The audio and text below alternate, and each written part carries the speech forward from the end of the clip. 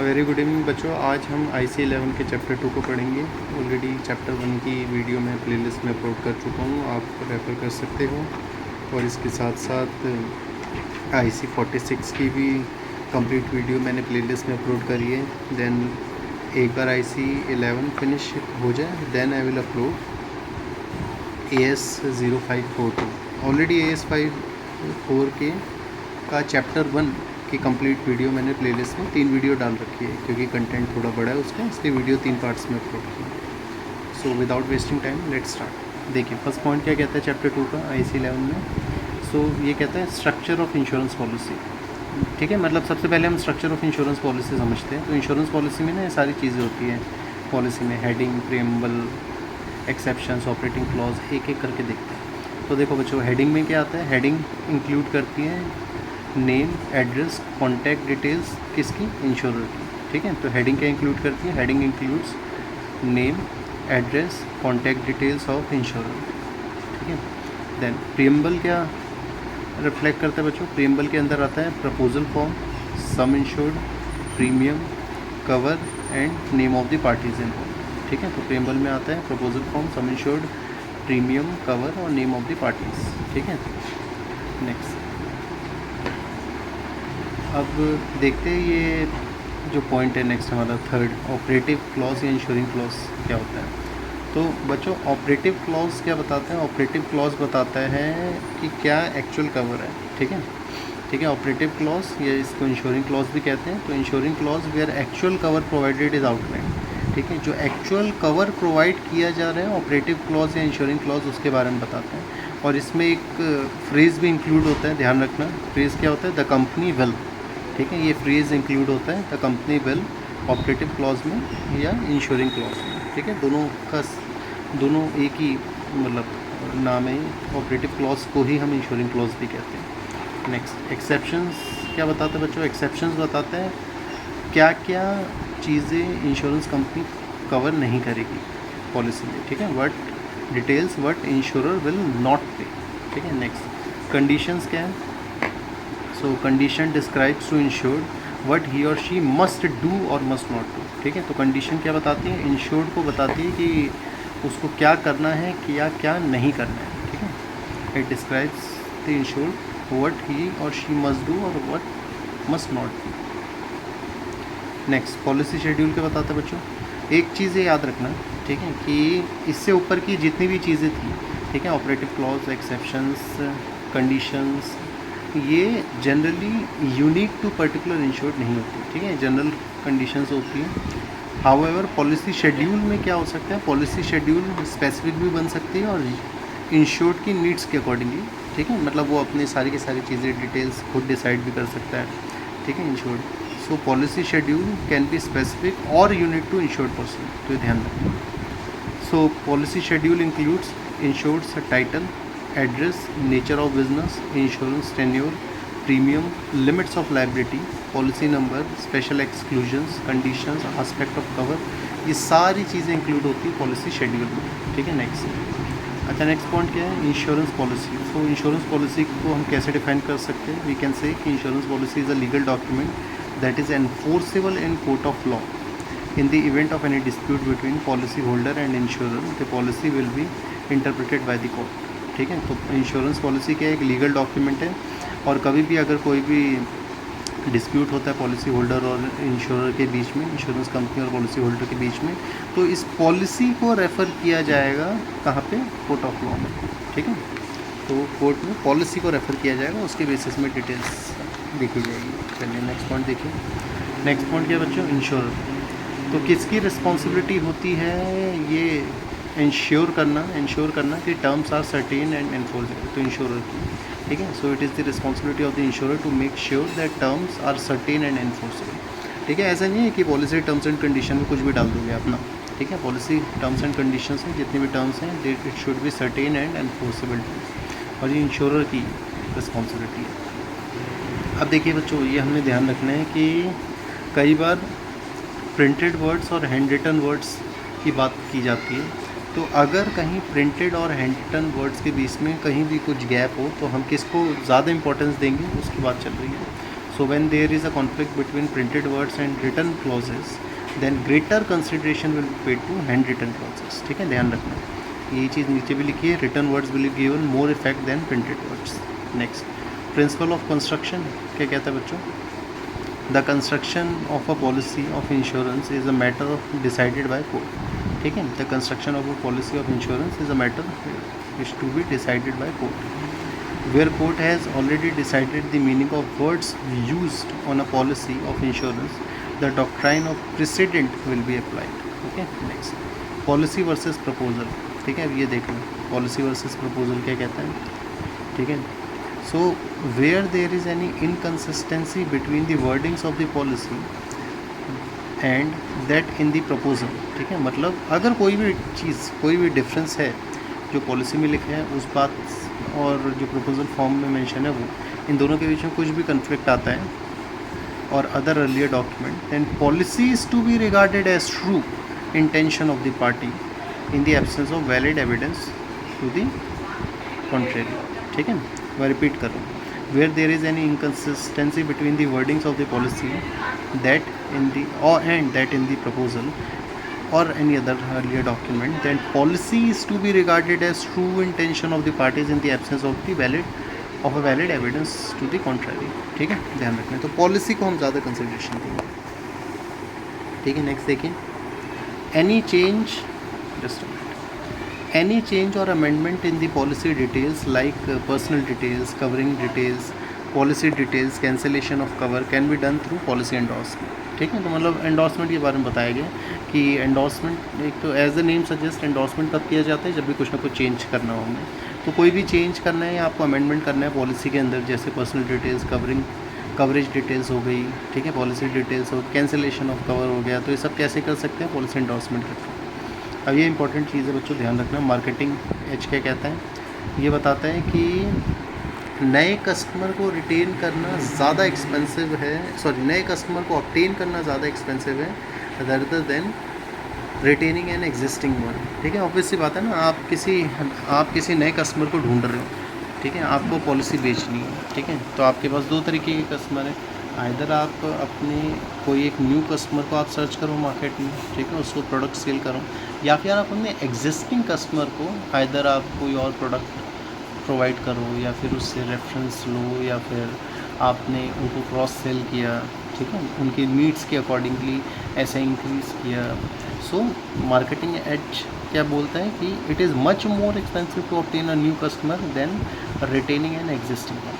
ठीक है, मतलब एग्जिस्टिंग कस्टमर्स को रिटेन करना ज़्यादा ईजी है एंड लेस एक्सपेंसिव भी है rather than to obtain a new customer. ठीक है, नेक्स्ट पॉइंट बच्चों, सर्टिफिकेट क्या बताते हैं, तो certificate providing the existence of cover and policy of insurance. ठीक है, जो इंश्योरेंस सर्टिफिकेट है वो क्या बताते हैं कि कवर एग्जिस्टेंस है और पॉलिसी ऑफ इंश्योरेंस भी अभी एग्जिस्टेंस में है.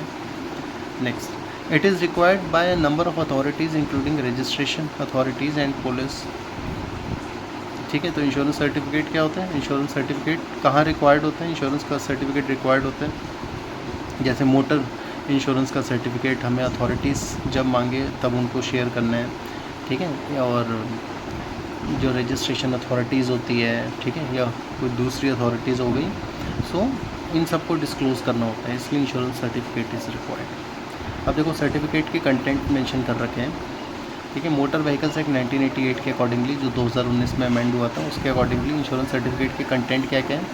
सो सबसे पहले सर्टिफिकेट में आता है identification of certificate, effective date of insurance, details of insure, details of who can drive the vehicle, details of vehicle, purpose as to use.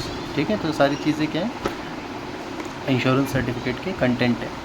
ठीक है, नेक्स्ट, अब इंश्योरेंस प्रपोजल फॉर्म में क्या क्या आता है बच्चों, इसमें कुछ टाइप्स ऑफ क्वेश्चंस होते हैं. तो प्रपोजल फॉर्म में जनरल क्वेश्चंस भी पूछे जा सकते हैं. प्रपोजल फॉर्म में क्योंकि देखो जब भी कोई पॉलिसी लेगा तो पॉलिसी लेते वक्त उसको प्रपोजल फॉर्म फिल करके देना है. प्रपोजल फॉर्म क्या होता है, प्रपोजल फॉर्म से हमें इंश्योर्ड से रिलेटेड सारी की सारी डिटेल्स मिलती है. ठीक है, तो उन प्रपोजल फॉर्म में कितने सेगमेंट के क्वेश्चंस हो सकते हैं वो मेंशन कर रखे हैं. जनरल क्वेश्चंस होते हैं. ठीक है, इंश्योरेंस स्पेसिफिक क्वेश्चंस हो सकते हैं, स्पेसिफिक क्वेश्चन हो सकते हैं. तो वो insurance specific questions, general questions, तो इंश्योर्ड से रिलेटेड जितनी भी जनरल डिटेल्स है वो हो गई. इंश्योरेंस स्पेसिफिक क्वेश्चंस में क्या आ सकते हैं, एक्सपोजर, ठीक है, पॉलिसी जो भी रिस्क इंश्योर किया जा रहा है उसका एक्सपोजर क्या है, रिस्क एक्सपोजर क्या क्या हो सकता है, पॉलिसी की लिमिट्स क्या आप चूज़ कर रहे हो, या स्पेसिफिक क्वेश्चंस हो गए कुछ, ठीक है। ऐसे स्पेसिफिक क्वेश्चन में क्या आते हैं, contractors, all risk, liability, crime, marine cover, ये सब, ठीक है, इससे रिलेटेड। नेक्स्ट देखिए, अब क्लेम फॉर्म से रिलेटेड कुछ चीज़ें बच्चों, अब देखो क्योंकि टॉपिक ही है ना पॉलिसी के डॉक्यूमेंट्स से रिलेटेड सारी की सारी चीज़ें पढ़ रहे हैं अभी, ठीक है, टॉपिक रिलेटेड। तो क्लेम फॉर्म के अंदर क्या क्या आता है, तो क्लेम फॉर्म से रिलेटेड जो पॉइंट है वो पढ़िए। It states that insurer will usually request for a completion of claim form once initial advice of a claim has been received. The format will vary from class to class and insurer to insurer, ठीक है। तो insurer क्या करता है, insurer request करता है कि आप कंप्लीट क्लेम फॉर्म फिल करके दो, उसमें कितना क्लेम अमाउंट है, किस सेगमेंट के बेनिफिट को आप क्लेम करना चाहते हो, ठीक है। जैसे अगर किसी ने कोई पर्सनल एक्सीडेंटल पॉलिसी, कोई बेनिफिट पॉलिसी ले रखी है, तो उसमें आप पीए पर्सनल एक्सीडेंट क्लेम कर रहे हो, TTD temporary total disablement claim कर रहे हो, परमानेंट डिसेबलमेंट क्लेम कर रहे हो, ठीक है। तो मतलब कौन सा एग्जैक्ट बेनिफिट, या फिर हॉस्पिटलाइजेशन बेनिफिट आप क्लेम कर रहे हो, इमरजेंसी हॉस्पिटलाइजेशन बेनिफिट क्लेम कर रहे हो, या ओपीडी क्लेम कर रहे हो, हेल्थ चेकअप क्लेम कर रहे हो, ये सारी की सारी चीज़ें, ठीक है। हेल्थ चेकअप बेनिफिट पॉलिसीज़ में नहीं आता, इंडेमनिटी में आता है, मैं एग्जांपल दे रहा हूँ बस, ठीक है। तो क्लेम फॉर्म क्या बताते हैं कि इंश्योर्ड क्या अमाउंट क्लेम कर रहा है, प्लस जो इंश्योर्ड है वो कौन सा बेनिफिट क्लेम कर रहा है, और जितनी भी क्लेम से रिलेटेड डिटेल्स है, ठीक है, वो सारी चीज़ें मेंशन करनी होती हैं। So insurer we usually request for a completion of claim form once initial advice of a claim has been receive, ठीक है। और जो ये क्लेम फॉर्म का फॉर्मेट है बच्चों, ये चेंज हो सकता है, ये वेरी कर सकते हैं, ठीक है, from class to class, insurance class to class और इंश्योरर टू इंश्योरर, ठीक है। नेक्स्ट, अब देखो ये कॉन्ट्रा प्रेफरेंटम रूल क्या बताते हैं, ठीक है, ये ध्यान से सुनिए। This rule states that where contractual language is capable of two alternative interpretations, it will be construed against insurer who drafted the contract and in favor of the insured who accepts the verdict, ठीक है। तो क्या बता रहे हैं कि जब भी कॉन्ट्रेक्चुअल लैंग्वेज जो है वो दो अलग अलग ऑल्टरनेटिव इंटरप्रिटेशंस दे रही है, ठीक है, तो हम उसको कंस्टिट्यूट कैसे करेंगे, we will constitute it against the insurer who drafted the contract, और किसके फेवर में, in favour of insured who accept the wording, क्योंकि देखो ऑब्वियस सी बात है, जो इंश्योरर वर्डिंग को, जो इंश्योर्ड वर्डिंग को एक्सेप्ट कर रहे हैं पॉलिसी लेते वक्त, हम अकॉर्डिंगली उसके पॉइंट ऑफ व्यू से we will take the decision, ठीक है। नेक्स्ट, डिक्लेरेशन रिमाइंडर क्या है बच्चों, तो देखो डिक्लेरेशन रिमाइंडर क्या कहते हैं, a reminder that insured must give details of any amended information, ठीक है। तो देखो जो इंश्योर्ड है उसको अगर कोई भी डिटेल्स अमेंड होती है तो इंश्योर्ड की भी रिस्पॉन्सिबिलिटी है कि इंश्योर्ड क्या करेगा, वो सारी की सारी अमेंडेड इन्फॉर्मेशन की डिटेल्स किसको देगा, इंश्योरर को देगा, ठीक है। A reminder that insured must give details of any amended information, ठीक है।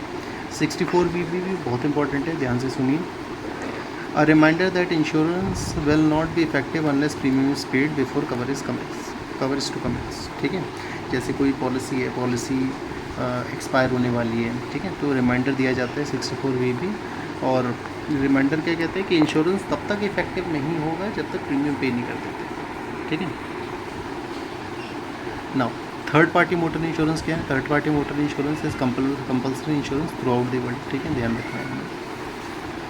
कवर नोट क्या बच्चों, तो देखो if insurance certificate can not be issued immediately then a cover note should be issued for interim time period. अगर insurance certificate आप immediately issue नहीं कर सकते तब आप क्या करोगे, कवर नोट इशू करोगे। और बच्चों ध्यान रखना है, ये जो कवर नोट होता है रिस्ट्रिक्टेड होता है फॉर 60 डेज पीरियड, ठीक है। Next point, when letter of credit are involve then it is a practice to issue cover note where bank interest is also included, ठीक है। जब भी लेटर ऑफ क्रेडिट जैसे सिचुएशन अराइज होती है, ठीक है, तब क्या करना होता है, ये प्रैक्टिस है कि आपको कवर नोट इशू करना है। क्यों कवर नोट इशू करना है, क्योंकि इंश्योरेंस सर्टिफिकेट इमीडिएटली इशू नहीं हो सकता, ठीक है, इसलिए कवर नोट इशू करना होता है। अब ये कुछ क्वेश्चंस हैं, क्वेश्चंस पढ़ने से पहले जो पूरा कंटेंट है वो देख लेते हैं। ठीक है। लास्ट पॉइंट क्या था? लास्ट पॉइंट 19th था, ठीक है। देखिए 19th पॉइंट तक हमने देखा था कवर नोट कहाँ रिक्वायर्ड है, लेटर ऑफ क्रेडिट जहाँ इन्वॉल्व होता है। अब ये 20th पॉइंट देखिए, और 20th पॉइंट क्या कहते हैं? Consensus ad idem. Consensus ad idem क्या कहते हैं कि consent of party is necessary for contract to be enforced, ठीक है। जो पार्टीज़ का कंसेंट है, ठीक है, दोनों ही पार्टीज़ का कंसेंट, जो पॉलिसी ले रहा है या फिर जो पॉलिसी देने वाला है, दोनों ही पार्टीज़ का कंसेंट ज़रूरी है, ठीक है, किसी भी कॉन्ट्रैक्ट को इन्फोर्सेबल करने के लिए, एक्सेप्ट इन इंश्योरेंस पॉलिसी। अच्छा नेक्स्ट पॉइंट क्या है? नेक्स्ट पॉइंट कहते हैं कि मैरीन पॉलिसी को, मैरीन इंश्योरेंस पॉलिसी को छोड़ के बाकी जितने भी दूसरे इंश्योरेंस कॉन्ट्रैक्ट हैं उन सब में पीएफ मैंडेटरी है, ठीक है। तो मैरीन इंश्योरेंस को छोड़ के accept in marine insurance proposal form is mandatory in all other insurance contract, ठीक है। ये बच्चों मार्केटिंग एज हमने पीछे पढ़ लिया था कि न्यू कस्टमर्स को ऑब्टेन करना ज़्यादा एक्सपेंसिव है rather than to retain an existing one, ठीक है, तो उसको छोड़ते हैं। Next point, in India all insurance product have to be filed with IRDA and approval हमें चाहिए under file and use guidelines, ठीक है। इंडिया में सारे इंश्योरेंस प्रोडक्ट को हमें फाइल करना है IRDA के पास, रेगुलेटर के पास, और अप्रूवल किस में चाहिए? फाइल एंड यूज़ गाइडलाइन में। हाउएवर ग्रुप इंश्योरेंस और गवर्नमेंट इंश्योरेंस स्कीम में हम यूज़ एंड फाइल प्रोसीजर को अडॉप्ट कर सकते हैं, ठीक है। अभी कुछ दो पॉलिसी की लिमिट्स हैं। AOA किसके लिए? जब भी लिमिट पर एनी वन एक्सीडेंट होता है, और AOY for entire policy period के लिए, ठीक है। नेक्स्ट पॉइंट देखिए। अच्छा नेक्स्ट पॉइंट बस ये है कि मोटर व्हीकल्स एक्ट 1988 जो था अमेंड हुआ था 2019 में, ठीक है, ध्यान रखना। चलो बच्चों कुछ क्वेश्चंस हैं वो भी देख लो, जस्ट अ मिनट। देखिए the contractual term for premium is also called, ठीक है, जो कॉन्ट्रेक्चुअल टर्म होता है प्रीमियम का उसको हम कंसिडरेशन भी कहते हैं। और हमने पीछे पढ़ा था ऑपरेटिव क्लॉज को क्या कहते हैं? ऑपरेटिव क्लॉज को इंश्योरिंग क्लॉज भी बोलते हैं। नेक्स्ट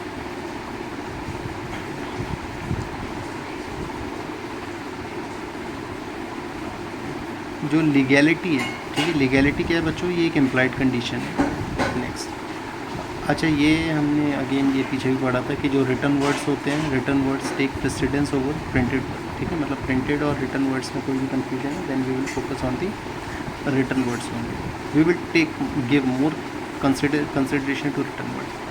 अच्छा कवर नोट की अभी हमने बात करी थी कि मोटर कवर नोट जो होता है वो इशू कर सकते हैं मैक्सिमम 60 दिन के लिए, ठीक है। नेक्स्ट पॉइंट अच्छा ये देखिए, if insurer wants to avoid liability on ground of non disclosure he must prove certain factors which of the following is incorrect. कौन सा चीज़ इनकरेक्ट है? ठीक है, कोई भी पॉलिसी, जैसे अगर किसी ने पॉलिसी ली है हेल्थ इंश्योरेंस की और हेल्थ इंश्योरेंस की पॉलिसी ली है बट उसने कोई मटेरियल फैक्ट डिस्क्लोज़ नहीं किया, तो अगर मटेरियल फैक्ट डिस्क्लोज़ नहीं किया और क्लेम के टाइम पे हमें पता चला then what we can do, we can deny the claim and even we can cancel the policy, ठीक है। क्लेम डिनाई होगा नॉन डिस्क्लोजर में, पॉलिसी भी कैंसिल हो सकती है।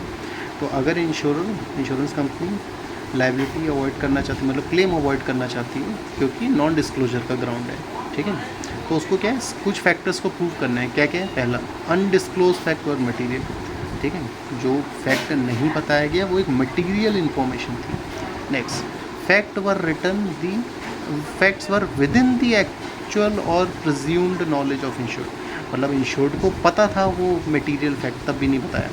Facts were not communicated to insure, ठीक है, तीसरा पॉइंट भी इंपॉर्टेंट है। Fact which reduces the risk, ठीक है, ये रेलिवेंट नहीं है, ठीक है, कि फैक्ट रिस्क को रिड्यूस कर रहा था इसलिए नहीं बताया ना, ये इनकरेक्ट है, ठीक है। Next point which of the following is not the part of fundamentals of the contract, ठीक है, फंडामेंटल्स ऑफ द कॉन्ट्रैक्ट का क्या पार्ट नहीं है? ऑफर एंड एक्सेप्टेंस है, ठीक है। Legality, so illegal contracts are void and being capable of performance.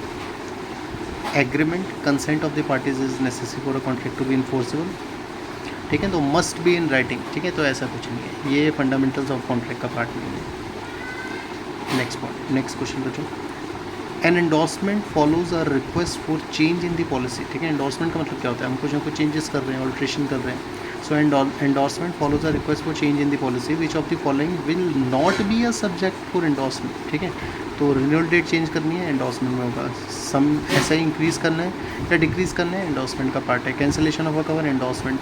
There will be no claim under the policy, ये एंडोर्समेंट का पार्ट नहीं है, ठीक है। तो हमें क्या सिलेक्ट करना था, which will not be a subject of endorsement, ठीक है। तो option A is correct. Next last question बच्चों, लास्ट में second last, which of the following will be correct in case of non-compliance with the section 64(5)(b) of Insurance Act. So which of the following will be correct in the case of non-compliance with section 64(5)(b) of Insurance Act? तो insurance will not be effective, है ना। Obviously बात है, जब तक आप premium पे नहीं करोगे insurance will not be effective.